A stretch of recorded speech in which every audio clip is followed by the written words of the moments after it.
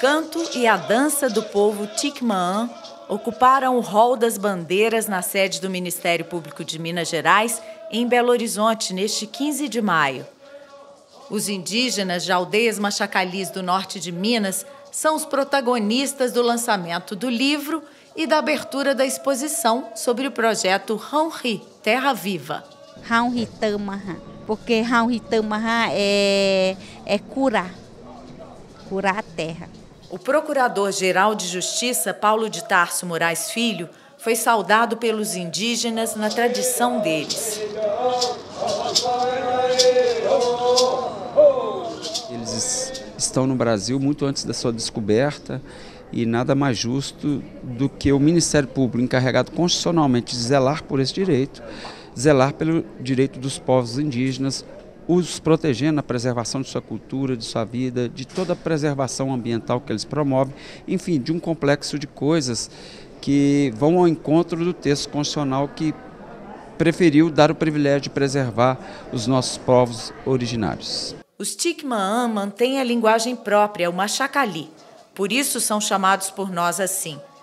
Como o livro bilíngue do projeto Raunri, todo o evento foi falado nas duas línguas, com o antropólogo Roberto Romero como tradutor.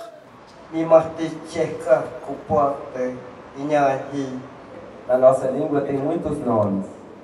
Mimati, Amripak, Amtag, Mimati Tchekar. Os mais novos não viram a floresta.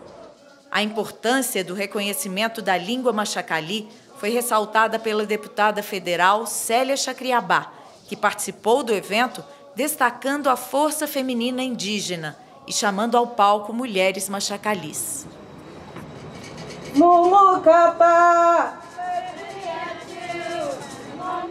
Esse é um canto machacali. Isso diz muito sobre a história que eu contei no início dos machacali, que fala que o Estado brasileiro, sobretudo o Estado de Minas Gerais, sempre falou que eles eram um empecilho para ser escutado, porque eles não falavam português. Na verdade, o povo machacali precisava ser reconhecido e nós estamos enviando um ofício junto ao IEFA para ser reconhecido como patrimônio mundial, porque nós sabemos que a língua machacali ela é uma língua de resistência, porque ela resistiu à ditadura militar, ela resistiu à colonização do Brasil, ela resistiu no período da ditadura militar, que queimava a língua de muitas mulheres e de diversas lideranças, arrancava os maridos como uma forma de não ter mais filho. E o povo machacali foi reduzido em quase 40. E o canto Mumucatá fala de um grande gavião, que é um grande espírito do pássaro, que traz a força do canto e a força também das mulheres por meio do espírito do gavião de volta. E que por muitas vezes nós somos os gaviões. E eles sempre cantaram para mim quando eu comecei nos territórios machacali e me lembra muito, me marcou demais. Eu nem sonhava ser deputada federal, isso há mais de 15 anos atrás, quando teve um encontro que chamava Inrecaô, que é língua machacali, que significava Mulheres Fortes.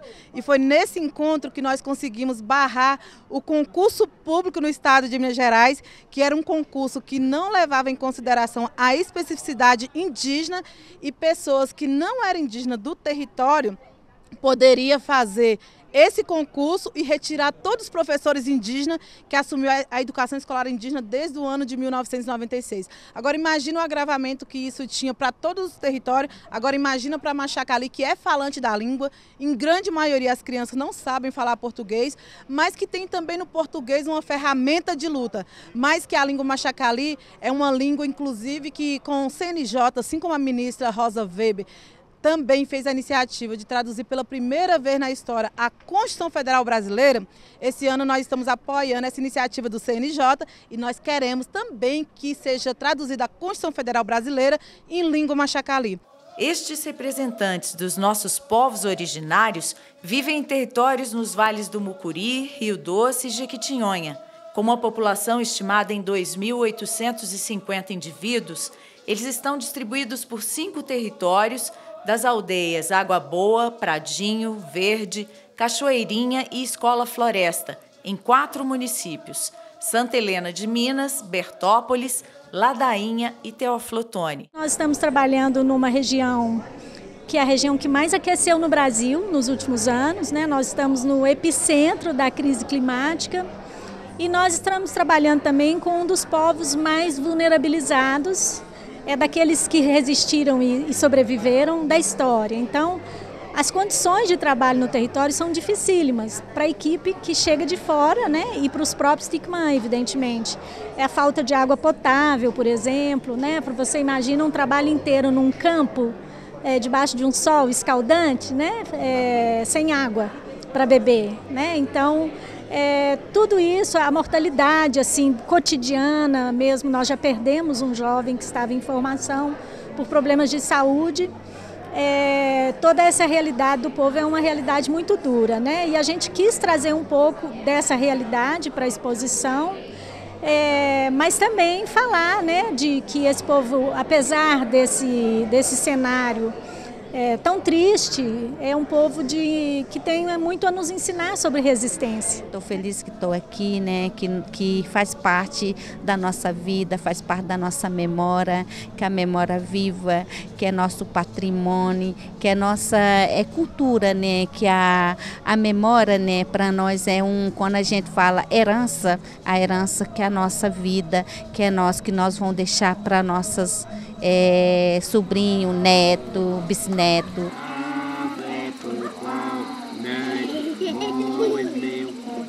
Foi esta sabedoria ancestral que foi resgatada e trabalhada pelo projeto Raunhi, proposto pelo Instituto Opaocá para o fortalecimento dos territórios indígenas. A terra deles foi toda desmatada, sofreram isso, né, durante muito tempo, muitos abusos, né? Foi um povo que perdeu muitos direitos, teve seus direitos territoriais muito invadidos. Então essa demanda deles vem de muito tempo. Eu vi a floresta quando eu era criança, né? Acabou tudo, né? Porque quando não indígena entrou, né, e acabar com a floresta, né? Hoje nós vamos caminhar junto com o aluno, né? Quando nós vamos caminhar junto com o aluno, a gente viu um pedaço de tronco assim, cortado não sei se é com motosserra ou com serrote, né? O fazendeiro botar pouco, queimou todo mato, queimou tudo. Não tem mais mata. Há 2 anos, as paisagens dos territórios machacalis no norte do estado estão se transformando pelas mãos do povo Ticmã. Projeto plantou aqui, agora é bom de Raunhi, projeto é bom aqui, está ajudando. Nossa, eu fiquei muito feliz, né, com esse projeto do Terra Viva, né, Raunhi, né. Nós estamos fortalecendo, né, o nosso projeto Raunhi, né, porque nós precisamos, né, voltar à floresta, porque quem ensina a nós é a nossa floresta. O território, né, também, né, nós vamos curar a nossa terra, né, a mãe terra, né, precisa ser curado, né, porque terra está doente, né, precisa socorro.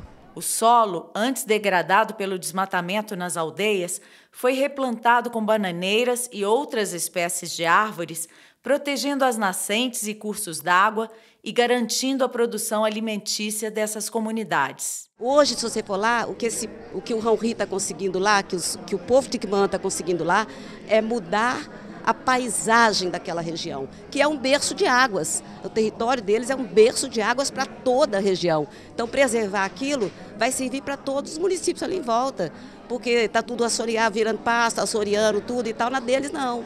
Então, preservar ali é um berço de águas, é uma potência. Então, eles estão ajudando todo mundo, não é só eles não.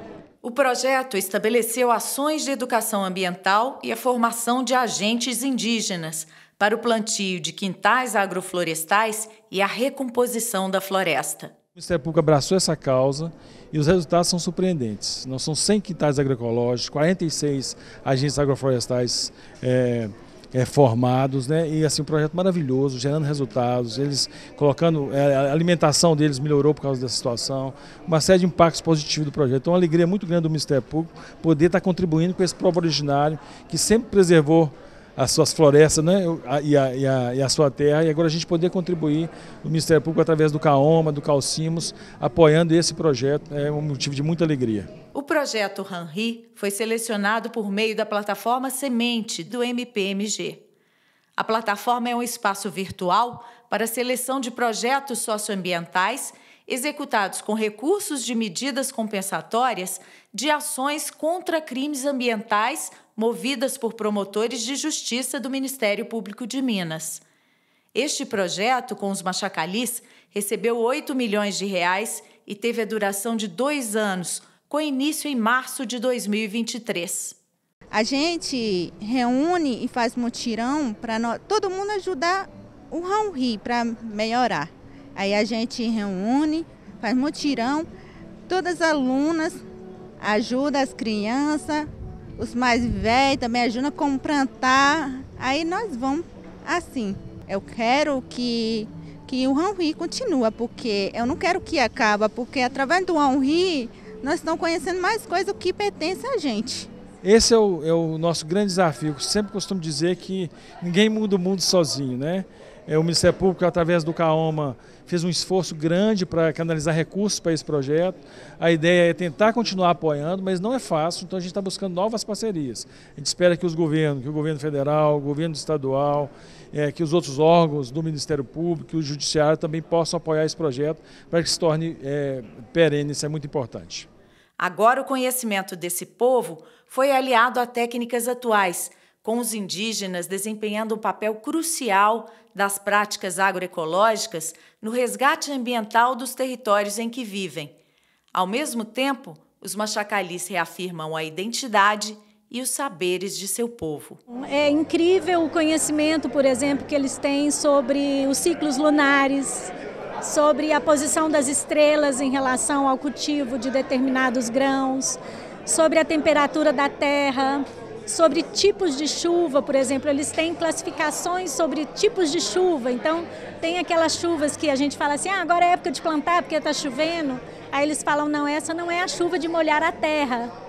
Então, são desde essas colaborações até essa compreensão de um tempo que é um outro tempo, que não é um tempo menos eficiente que o nosso, mas que não é regulado pelas nossas métricas. Então isso é muito impressionante, muito bonito também de aprender.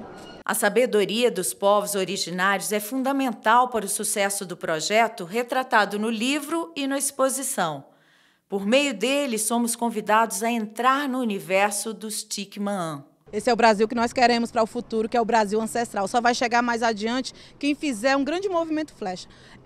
Futuro ancestral significa um movimento flecha. Só existe solução futura se nós voltarmos um pouco para trás. E isso não é retroceder. Isso significa que em grande parte das soluções está também na nossa identidade e na cultura dos antepassados. Ver esse livro sendo lançado aqui hoje, o Projeto Raunri, que significa Terra Viva, o povo machacali está dizendo, estamos trazendo a floresta de volta através dos espíritos. No momento que nós vivenciamos uma crise climática, o estado de Minas Gerais, que foi responsável por um estado que mais desmatou a Mata Atlântica, o estado de Minas Gerais, que em 2022 foi o 3º estado a emitir gás de carbono, mais gás de carbono em todo o território brasileiro. Então é dizer que a iniciativa do povo machacali é uma experiência exitosa que precisa ser replicada no Brasil inteiro. E por isso nós queremos também levar para a Conferência Climática, a agenda mais importante do clima, que vai ocorrer esse ano, em novembro, em Belém, para reconhecer a iniciativa do povo machacali